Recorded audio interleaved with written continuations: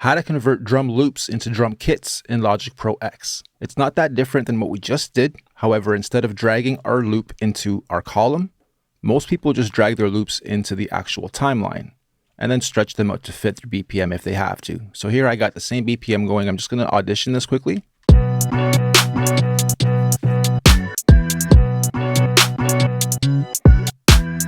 Okay, so we can hold Control and click and convert to new sampler track.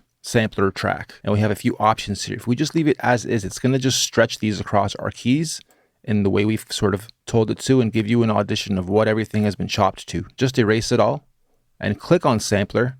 And this actually brings us into our sampler. I'm going to open up everything here so that we can get a good view of what's going on. So what it did was it laid the sample onto the keys in this format, and we can change a lot more settings here than we could in the quick sampler method we just used before. So we can very quickly remix this drum loop into our own.